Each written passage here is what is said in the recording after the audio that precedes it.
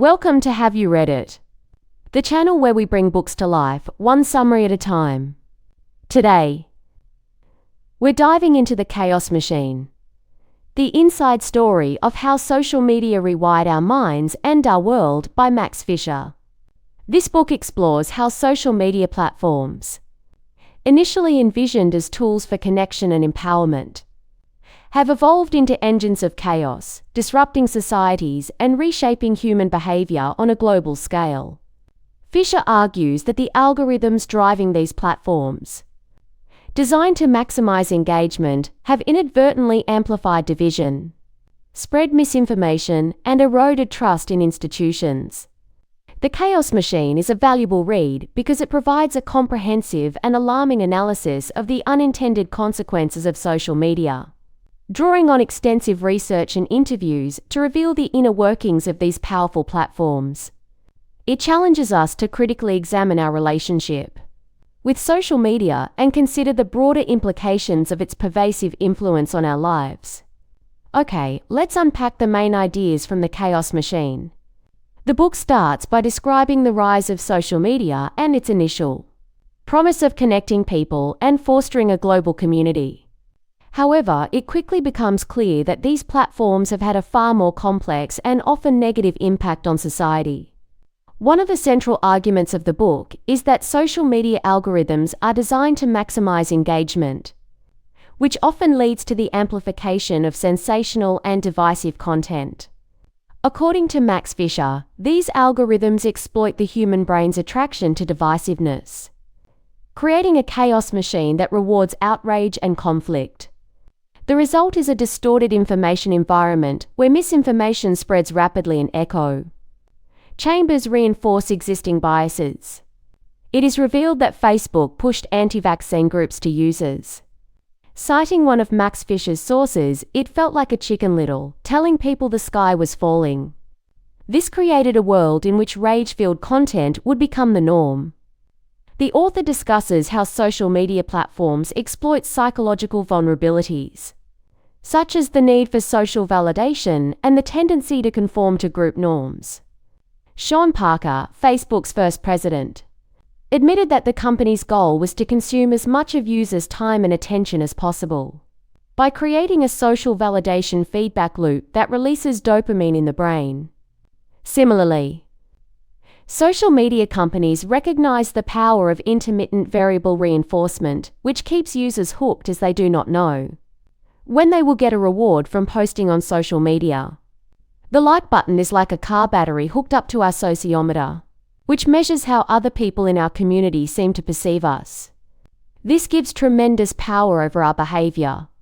The Chaos Machine highlights the role of social media in amplifying identity conflicts and fostering distrust and animosity towards outgroups. Henry Tudgefall's social identity theory explains how our sense of self is closely tied to our membership in groups and how this can lead to prejudice and hostility towards those who are different. Social media platforms, by creating echo chambers and promoting divisive content, exacerbate these tendencies. The book goes into detail on the events of Gamergate and how it exposed how people will act when they think their culture is being taken away from them. The book critically examines the concept of free speech on social media. While these platforms often claim to be champions of free expression, their algorithms and content moderation policies can inadvertently suppress certain voices and perspectives.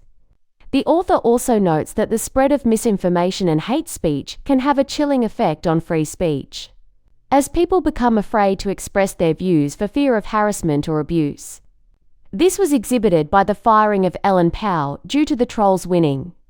The Chaos Machine explores the real-world consequences of social media's algorithmic amplification, including the spread of conspiracy theories, the incitement of violence, and the erosion of trust in institutions. The book cites examples such as the Rohingya genocide in Myanmar, where Facebook was used to spread hate speech and incite violence against the Muslim minority population, and the lynching by social media in Sri Lanka, where rioters would seek justice on social media. The book tells the story of Ludmila Trut and how her experiments with foxes to understand domestication are applicable to humans. Richard Wrangham explained this further with the argument of language-based conspiracy. Social networks, by tapping directly into our most visceral group emotions, bypass that containment wall and, in the right circumstances, tear it down altogether, sending those primordial behaviors spilling back into society. Social networks have had many of the checks removed, which can often lead to traumatic bonding. In the end, someone always has to be punished, and our social media accounts make it easy to do so. The book provides an in-depth analysis of the events leading up to the January 6 Capitol riot, highlighting the role of social media platforms in amplifying misinformation and inciting violence.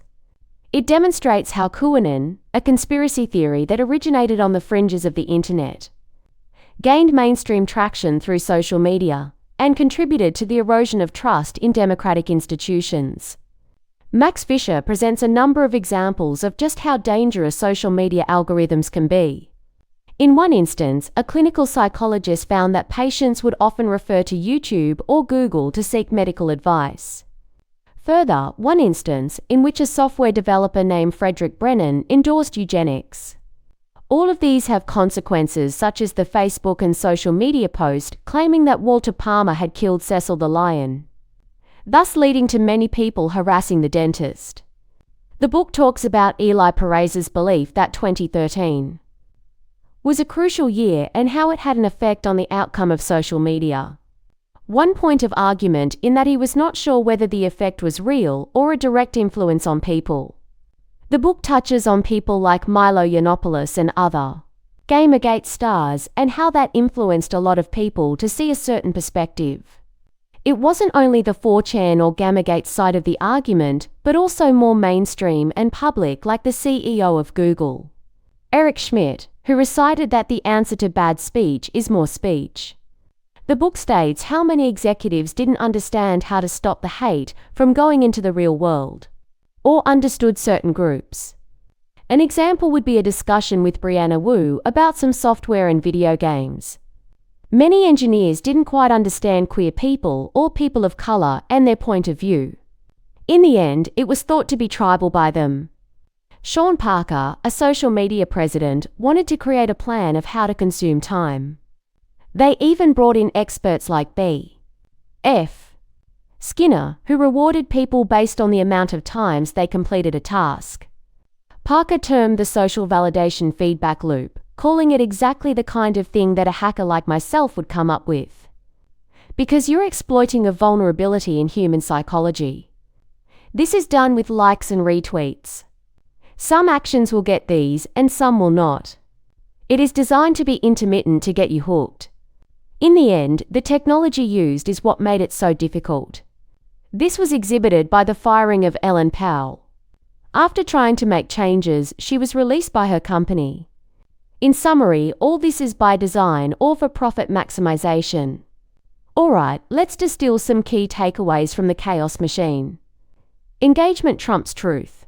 Social media algorithms prioritize engagement above all else, leading to the amplification of sensational and often misleading content.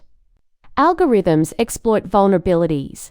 Social media platforms exploit psychological vulnerabilities, such as the need for social validation and the tendency to conform to group norms, to maximize user engagement. Identity is a powerful weapon. Social media amplifies identity conflicts, driving users into echo chambers and fostering distrust and animosity towards outgroups. The free speech myth. The belief in unrestricted free speech on social media has enabled the spread of hate speech, misinformation, and incitement to violence. The mob mentality. Social media facilitates online shaming and harassment, often with disproportionate and devastating consequences for the targets. Social media is reshaping our minds. This technology is changing how we think, behave, and relate to one another. Algorithms are not neutral. The algorithms deliberately shape users' experiences and incentives, and therefore the users themselves. Some actionable insights to consider. Limit your social media consumption. Be mindful of the amount of time you spend on social media and set Boundaries to protect your mental health and well-being. Be critical of online content. Question the information you encounter on social media and seek out diverse perspectives from reliable sources. Engage in mindful communication. Be aware of the potential for online interactions to escalate, and strive to communicate respectfully and constructively. In conclusion, the Chaos Machine paints a sobering picture of social media's unforeseen and often destructive consequences. Fisher argues that these platforms, driven by algorithms designed to maximize engagement, have inadvertently amplified societal divisions, facilitated the spread of misinformation, and eroded the foundations of democracy. The book serves as a call to action, urging us to critically examine our relationship with social media and demand greater accountability from the tech companies that wield such immense power over our lives. It also underscores the importance of understanding the underlying mechanisms of these platforms so that we can better navigate the digital landscape and mitigate its potential harms. Thanks for watching. Make sure to give this video a thumbs up and hit that subscribe button so you never miss our next book dive.